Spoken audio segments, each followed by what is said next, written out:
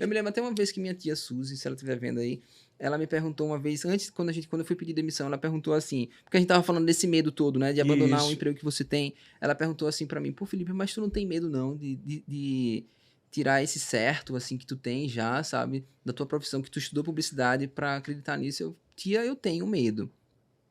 Mas a minha vontade é muito maior do que o meu medo, sabe, assim. Isso. E eu falei pra ela assim, aí ela, pô, Felipe, que lindo isso, tal, não sei o que, ela falou, conversou comigo assim, tal, eu, pô, mas é porque eu acho que assim, a gente tem tantos receios, e se a gente não tiver coragem, sabe, de passar por cima disso, de acreditar naquilo que a gente quer ter mesmo, assim, como futuro, e como presente mesmo, assim, a gente vai se limitar muito, sabe, baseado no que as pessoas vão falar, no que a sociedade mesmo é Isso. construída, sabe, assim, e eu acho que a gente tem que meter as caras mesmo e ir atrás, e aí depois disso tudo, né, que eu fui, acreditei, comecei a tatuar, as coisas meio que começaram a fluir pra mim, sabe?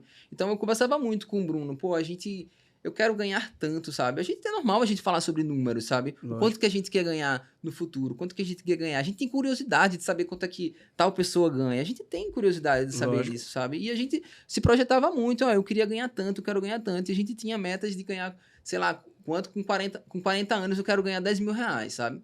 E você vê que pode até ser de forma inconsciente, assim, mensurar o que iria ganhar, mas conscientemente falando, você fazendo isso aí, você está tendo uma visão extraordinária de futuro e você tem algo para com que você possa caminhar Isso. e chegar. É. Acho que o grande problema de muita gente hoje, tatuador, é que ele entra no mercado, ele somente está preocupado em aprender sobre agulha, tinta, que é fundamental, ele tem que aprender a tatuar, lógico, mas como ele não tem uma cabeça, tipo assim, de projeção de futuro, ele não consegue ver ele como tatuador e muitas vezes ele não consegue largar um trabalho que está trabalhando ainda. Para se dedicar à arte, ele sabendo que tem um talento, ele não consegue dar passo, porque ele não tem destino, ele não tem propósito, ele não tem visão.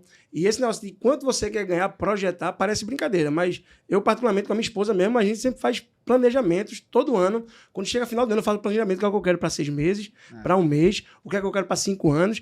E eu vou falar para você, eu dou um tiro na lua, bicho. Isso. Porque se eu errar, no mínimo, pega ali numa estrela. Tá entendendo? Mas o pessoal tá muito receoso. Eu recebo muita mensagem, Felipe, Bruno e Sidão, no meu direct, porque tipo, eu passo muita mensagem, eu recebo muito feedback, e muita gente, mas muita gente mesmo, não tem sensibilidade nem planejamento em relação a projetar um futuro. Então, como é que você anda sem... Por exemplo, você pega um GPS, você tem que dar o quê? O destino no GPS, para onde você vai, né? E aí você vai seguindo e você vai. Imagina você sair de casa sem você saber para onde é que você vai. É a mesma coisa do cara entrar no ramo de uma tatuagem ou qualquer outro ramo, sem você planejar ou projetar. Isso. Você fica vagando, aí você fica no automático, na vala comum, onde todo mundo vai. E essa projeção que você fez é muito importante, meu. É doido demais, bicho. É. E aí, antes de Bruno começar, eu teve um momento que eu já tava tatuando e tal, no meu apartamento lá, né? E aí eu comecei a faturar aquilo que eu tinha planejado ganhar com 40 anos, sabe assim?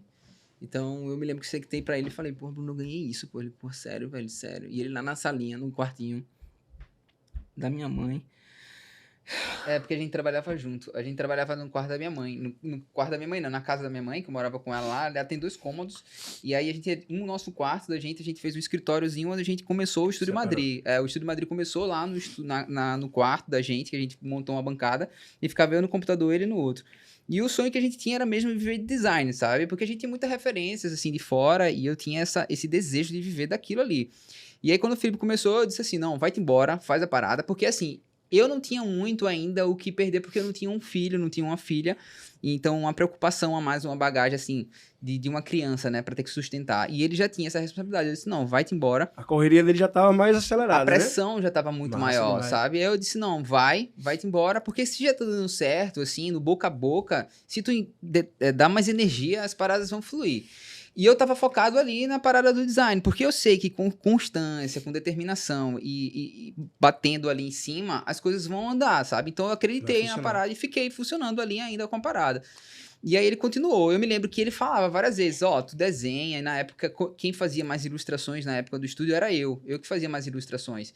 E aí ele falou, mano, você já tatua, ou já desenha, você já desenha bem, pra tu entrar na tatuagem vai ser mais puro do que eu. Sendo que eu tinha muito receio com relação à responsabilidade de tatuar alguém, sabe? A relação Isso de é uma ter- coisa fixa ali, você não pode dar um é um Ctrl Z, receio. né? Porque querendo ou não, a tatuagem ela não é uma realidade pra todo mundo, sabe? Pra quando você entra, se torna comum, mas pra quem não tá, quem tá por fora, vê a agulha, vê a possibilidade de ter sangue, hoje a gente sabe que não sangra tanto assim, mas a possibilidade de ter sangue, sabe? Aquela responsabilidade com a saúde mesmo da pessoa, você fica meio receoso. E eu tinha muito esse receio de começar e o desejo de viver realmente do design. Sendo que a gente conversava bastante, ele me falava, não, comece e tal. Um ano depois dele já ter na tatuagem, aí eu me lembro que ele comprou um carro, o filho conseguiu comprar um carro, e eu vi que as coisas estavam Encaminhando. encaminhando, sabe? Dando muito certo pra ele.